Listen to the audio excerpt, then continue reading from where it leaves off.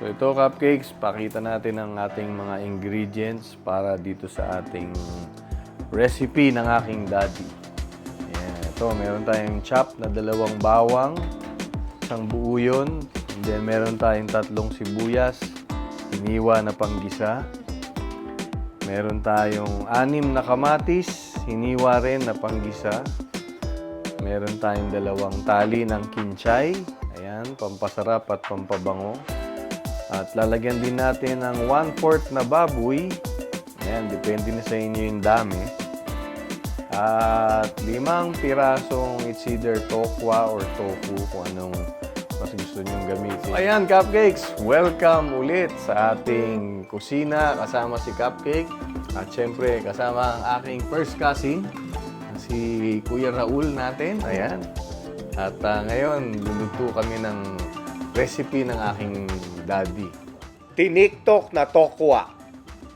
Kilala ko na ang aking first cousin nga na si Raul. Hi. So, ayan. Kas. Ayan. Oh, ang tipid.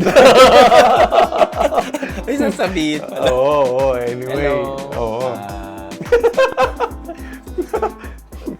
Ayan. Say something about yourself. Hello, join us for today's cooking. Hindi ko alam kung ano lulutuin. So, abangan nyo. Okay. Prituhin muna natin yung ating tokwa. Alright. Ayan. Ayun, no? Alright. So, ito. Simulan natin sa ating tokwa. Engkas. Hindi kasi pwedeng igisa to ng diretso. So, diba? Gawin natin medyo crunchy ng konti bago natin igisa mamaya. Habang tinutusta natin tong ating tokwa, tanongin ko na rin sarili ko. Bakit nga ba ito yung napiling lutuin? Hindi ko matanong si Cassin dahil nahiya akong magtanong sa kanya kanina kung ano yung gusto niyang iluto. Sabi nga niya kanina, kumbaga kahit ano raw yan, basta siya raw taga-kain lang. Oo. Naalala ko naman to kasi ewan ko, biglang sumagi sa akin yung mga niluluto ni Daddy noon. So yun, growing up together daw. Ano raw yung masasabi mo kasi na mga fond memories natin nung childhood? Pasok ba ako? Pasok. During cooking ba yan? Hindi, like yung mga sabihin na natin yung mga Memorable. yes, so mga childhood memories, di ba? Well, last I remember kasi is yung yung pumunta ako sa inyo na mahihain kasi ako noon. Actually, parehas sila nung bunso kong kapatid, yun. So, Pareho silang mahihain. hindi ako sumasayaw noon. Oo.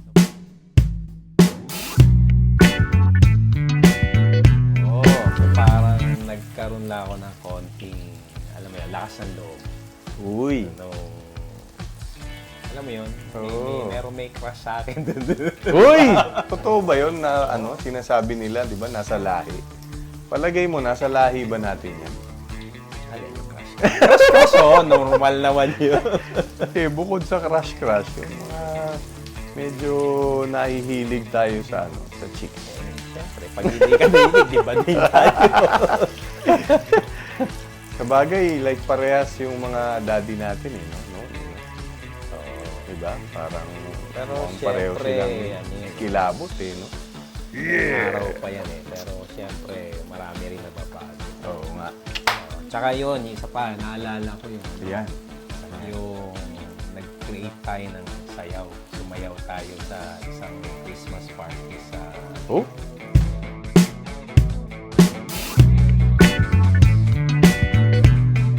Ayan, pag nagba-brown-brown na, ayan medyo nagiging tostado na siya. Pero syempre... Tingnan mo mga kulay natin. Oo nga, ang ganda ng kulay Ayan, so pwede natin i-tosta rin yung mga gilid. Ayan. Pwede natin patayuin. So, kasi ito medyo personal question. Galing to kay Direk. Ilan daw ba yung naging girlfriends mo bago daw si Sis Malin? Ayan. Oo. Hindi naman marami. Parang siguro tatlo, apat yan lang. Oh? Wow, ang dami Kasama ba dyan yung ano? Naalala mo yung kay Bayani Agbayani? Minsan. Pero ano yun? Lagi niya akong ano kinakana tuwing nagkikita kami. Pero ano yun? Sandali lang yun kasi nag-abroad. O yan, Yani Ikaw kala mo ako hindi ako, pinsan ko nga. So habang tinutusta natin ng ating tokwa, balik tayo ulit kas dun sa ano. Childhood memories. Oo. Ang isa pang naalala ko no, medyo maliit pa tayo. Yung every Christmas, magkasama tayo, pumupunta tayo dun kay Lolo Ron sa Benny. Oo. Tayo nagse-celebrate with other cousins na father side, diba? Oo nga. So aside from that, ano pa ba yung mga good old memories natin? May isa yata akong naalala na girlfriend mo. Si Sheila. Grade 6 pa lang. Grade 6 pa lang siya nun. Sheila. Yun yung first crush talaga. Ayun yung una-una. Sa Mandaluyong yun. Crush ko nun si Joey Albert. Uy! Ayan. Singer. Oo, si Tell Me. Yes. Diba? Tell me kung tostado ng tokwa. So ito, cupcakes. Ayan, pwede na. Anguin natin ngayon yan. Ano nga ba ang next? Magigisa So ba? ito. Alright. So lalagyan natin ating bawang. Lagyan na natin itong ating baboy. Ito actually, ano lang naman to kumbaga, kung type nyo lang, optional naman siya. Like kung talagang diehard kayong vegetarian, pwede naman din na puros tokwa o tofu lang. Atin, anong araw ba yung turning point mo? Sabi ni Direk, dun sa time na... Settle down? Yes! Settle down. Kasi like, di ba, parang kayo ni Utol, kayo yung klaro na parang, di ba, by this age or by this time, di ba, kailangan settled na, di ba, ito na. Kasi nung time na yun,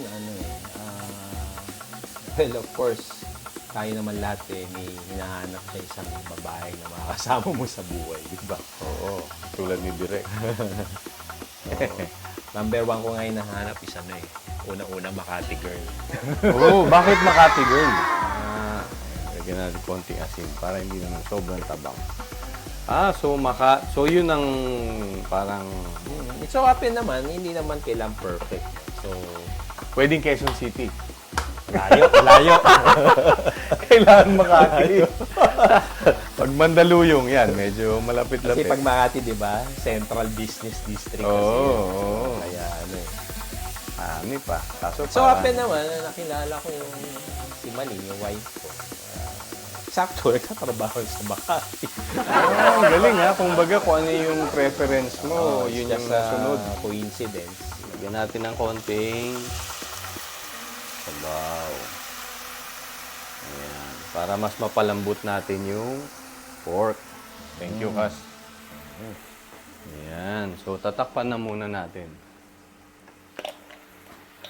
Para sumuot ang lasa. Ayun, So, paano naman kayo nagkakilala? Kumbaga, paano nagsimula yung inyong love story, di ba? Yung pinsan ko, mother side, office mate, si Maling. So, sabi ko, hindi pala yun. Di ba, makilala siya, gano'n, ganyan. So, yan, doon na nag-umpisa yun. Promote na rin natin yung Spotify ni Mara, di ba? Yes. Ayun, Mara Torres sa Spotify. Ayun. So, ang una niyang kanta sa Spotify was Divine.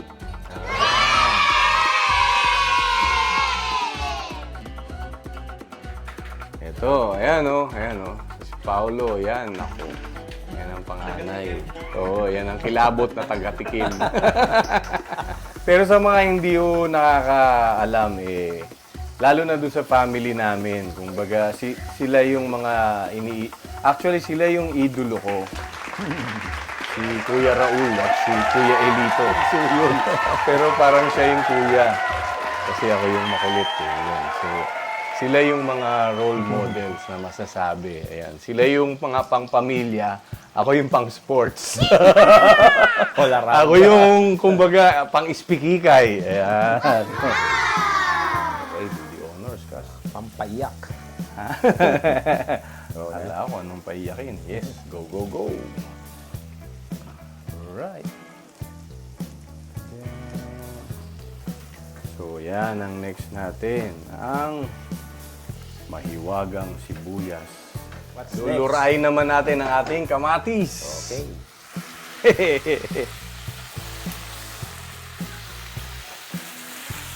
Ayan. So, kamatis naman.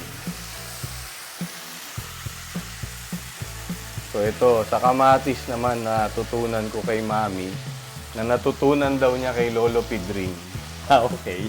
Pasa-pasa no? Yung kamatis daw pakukulutin. Ibig sabihin parang Para kasing lalabas na lahat yung ano niyan, diba? Yung juice.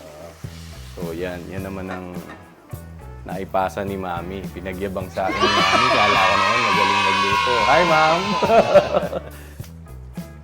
Ayan, so malapit na yan, cupcakes. Lagay na natin ang ating kinchay. Yes. Ayan. So, yan. Lagay na natin. Kinchay. So, ito, cupcakes. Ang bida ng ating recipe. Tokwa or tofu.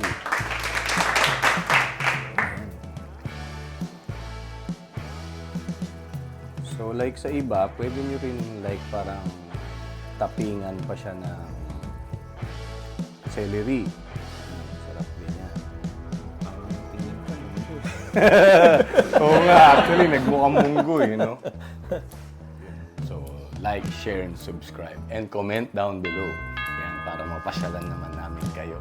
At ang message ko para sa'yo, Kasin, syempre, I'm very thankful at praise the Lord dahil kayong dalawa ni Utol, kayo yung talagang, kumbaga, iniidolo ko magmulat-mula.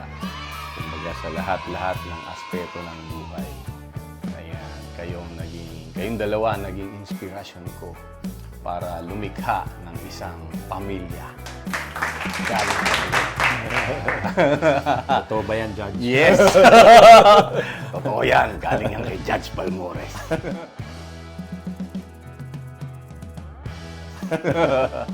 So yun, cupcakes. Again, maraming salamat po sa inyong patuloy na pagsumorta sa kusina kasama si Cupcake.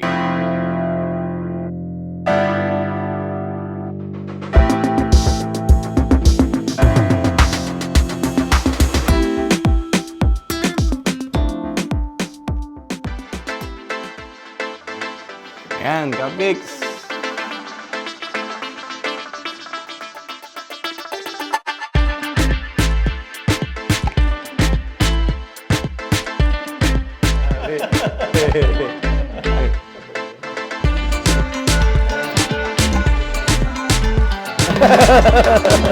Hindi sinama.